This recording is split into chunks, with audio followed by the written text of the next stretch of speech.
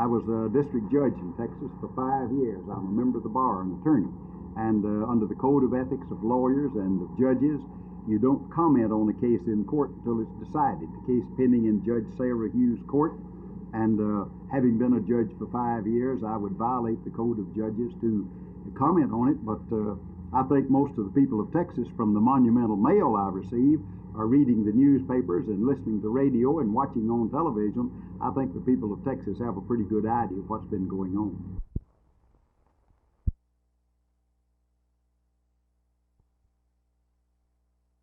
Of course, it didn't surprise me as much as did many Democrats, I think, because since Governor Connally had supported the Republican nominees in 52 and 58, 52 and 56 and 68, only supported the Democratic nominees in the past 20 years, when his very personal friend, President Lyndon Johnson, was on the ticket in 1960 and 64. 3 out of the 5 he supported Republicans, and so happens that 3 of those 5 he supported, Nixon was on the ticket each time.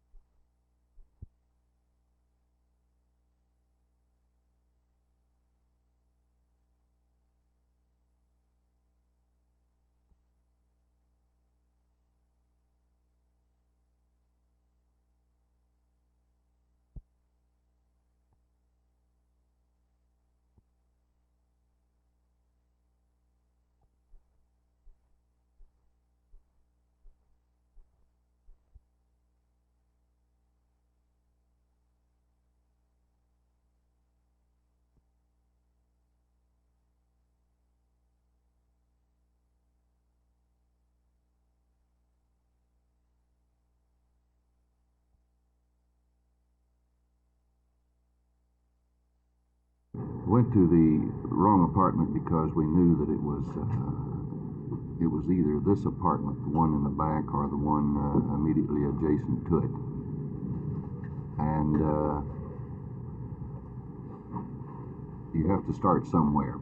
You have to begin in one of the places that you have. Did the suspects offer any resistance? No, they did not. Now that it's all over. Well, I think all of the people here at the sheriff's office, my feelings particularly are that we feel like that we're extremely fortunate in having such a fine group of people, not only within this department, but among law enforcement officers in this area, in the state.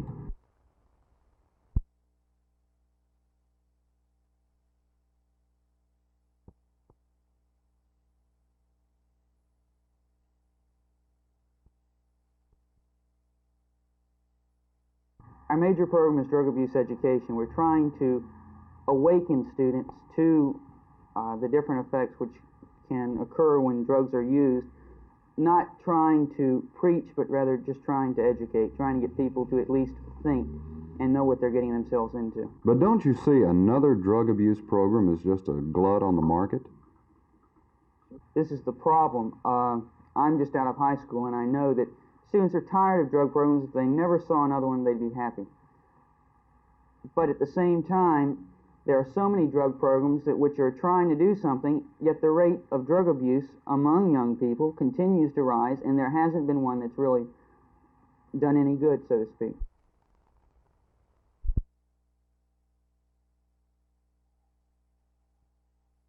My fear is that not enough freshmen today, regardless of the school, be it South or North, East or West, not enough freshmen of today want that kind of fraternity. And if the members want it, and they're not going to get new members, then they're simply going to go out of business. Are you saying then that college students today are reluctant to get into the hazing and... Absolutely. I think that their whole social code, I believe their political perspective, their ultra-sophistication, and they're infinitely brighter than I was at their age, than you were at their age, than any of us were at their respective ages.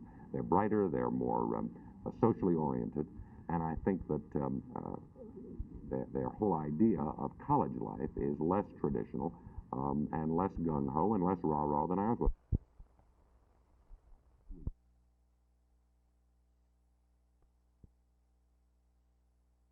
Specifically, we assisted, for example, the Tarrant County Hospital District in training their student nurses, giving them a human relations input that they normally do not get in their student nurse training program. We recently worked with the Dallas Police Department in providing their policemen with family crisis intervention techniques and skills. We have worked with the Arlington Public Schools with their guidance and counseling teachers. These are the kinds of seminars that we extend ourselves to the community.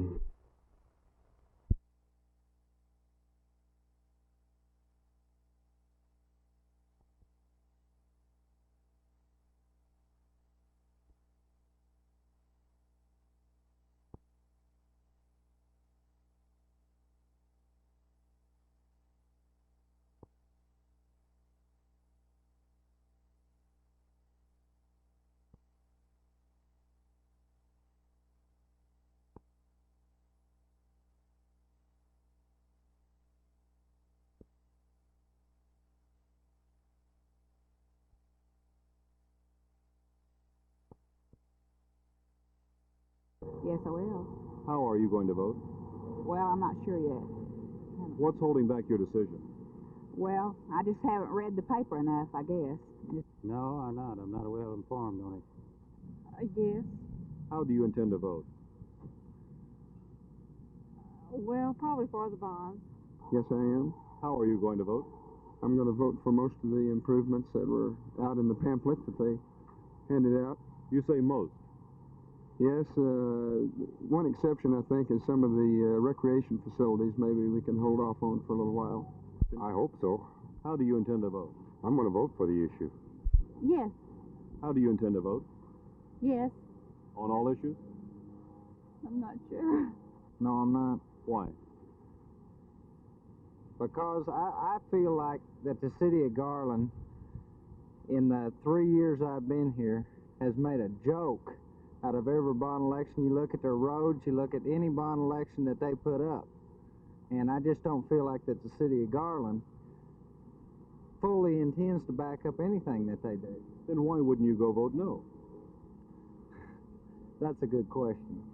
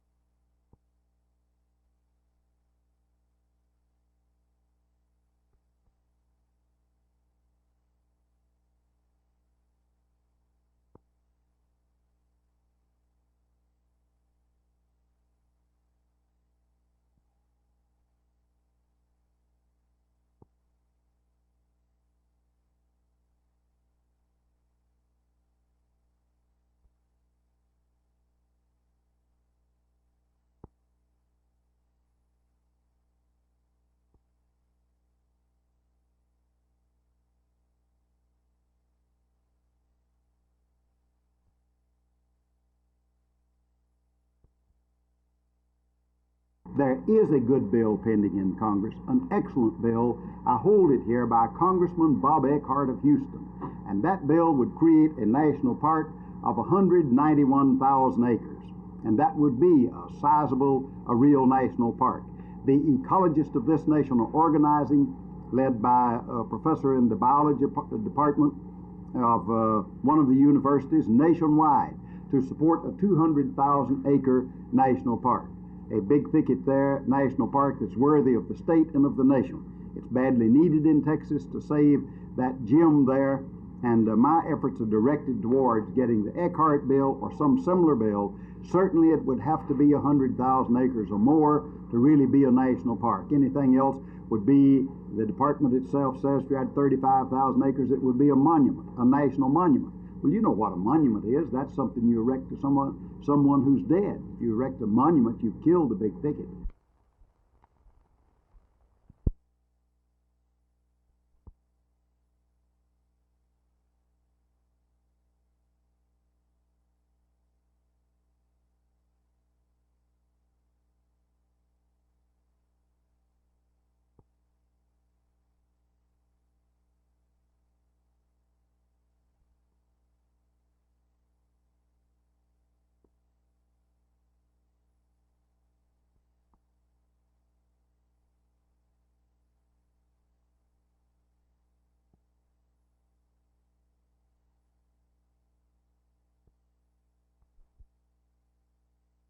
This is our fourth annual meeting, which is being held here in Dallas, Texas, a city of no small importance in our minds, because we find in the third page of the Dallas Chamber of Commerce book of Advertising Convention Manual, we find a display on South Africa, which we feel is kind of symptomatic of why BMCR needs to be here in Dallas.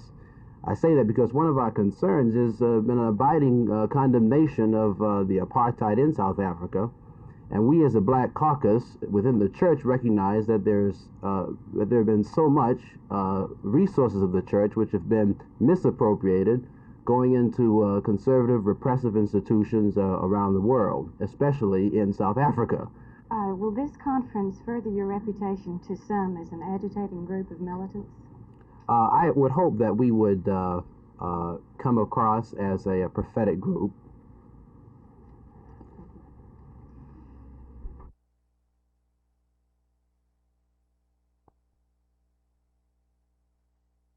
This is the Caldwell Children's Zoo in Tyler, Texas, a project of more than 20 years and a gift to the children of Tyler from Dr. David Caldwell, local oil man and philanthropist. Last Thursday night, something happened which will rob something of the children of Tyler. Last Thursday evening, sometime between 7 and 12 p.m., someone or a group of persons entered the zoo over the fence, the zoo being closed for the season. From all appearances and from what the police in Tyler and zoo officials have been able to put together, as the people came through the zoo, they stopped wherever they chose and slaughtered more than 70 animals. The loss includes a goat and her litter of kids expected in the spring, more than 50 birds, including ducks, 2 swans valued at $250 each, skunks, and other animals which are common to East Texas, some exotic birds common only to other parts of the world. Some of the birds were thrown to the lions to be eaten. It's expected that when this zoo does open on April 3rd, that the children of Tyler will come back to the Caldwell Children's Zoo and enjoy it as they have in the past, despite this act of last week. This is Gene Thomas, Channel 8 News on the Move, at the Caldwell Children's Zoo in Tyler, Texas.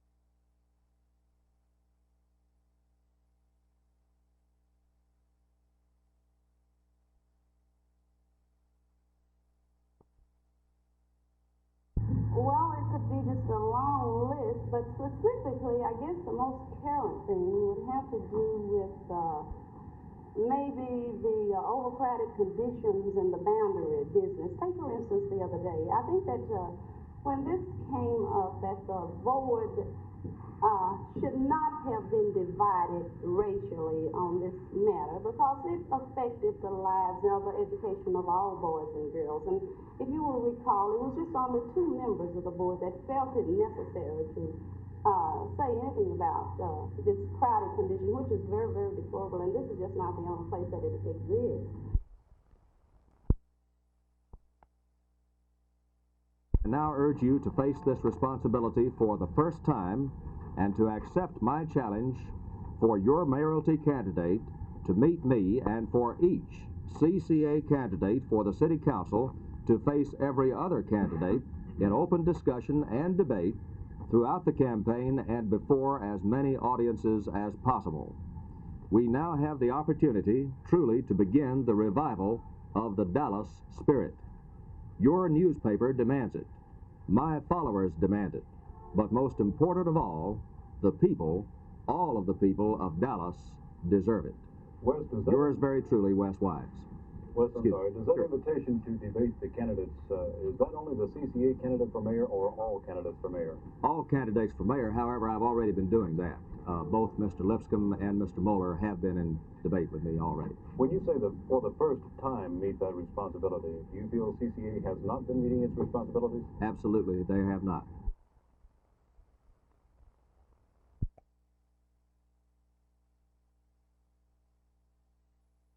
The citizens claim that the liens cast a cloud over their property titles.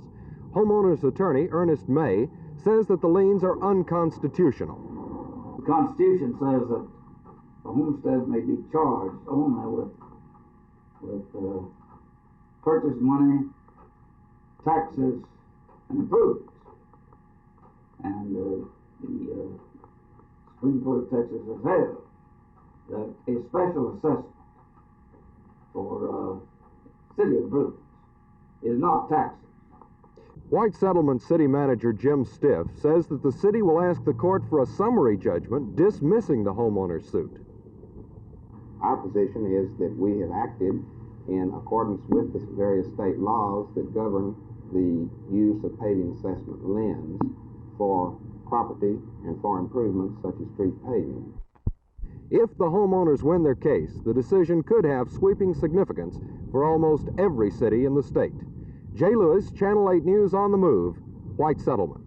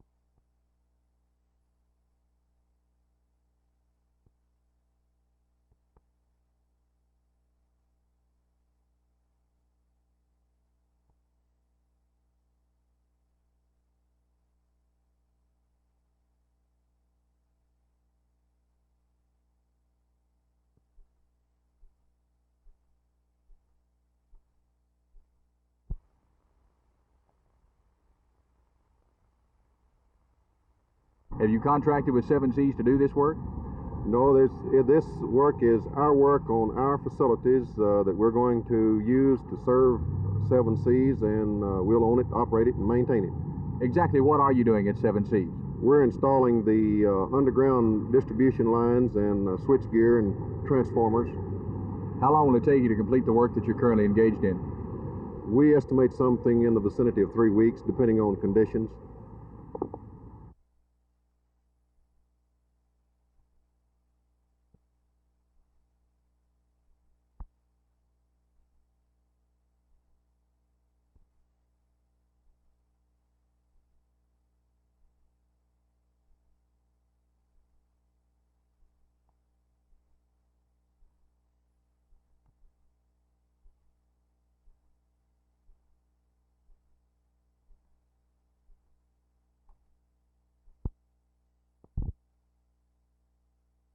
Well, the historical problem with collective bargaining in the construction industry has been that it's much too fragmented.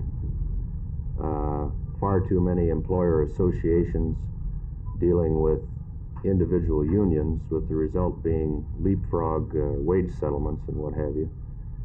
And through the process of multi-trade, multi-employer bargaining, you hopefully confine the wage portion of the bargaining to one group on each side of the table. Jack, let me ask you, how has this system worked in Detroit? Very well. This is our first attempt, and we're very pleased.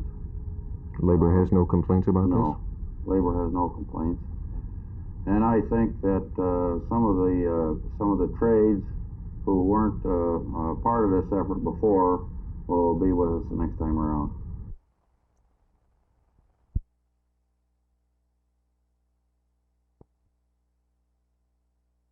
A group of white settlement citizens, some of whom live on this street, claim that the city can't attach liens to their homestead property. 23 residents have filed suit in Joe Spurlock's 96th District Court in Fort Worth. They're asking the court to render a declaratory judgment to remove city liens against their property. The liens were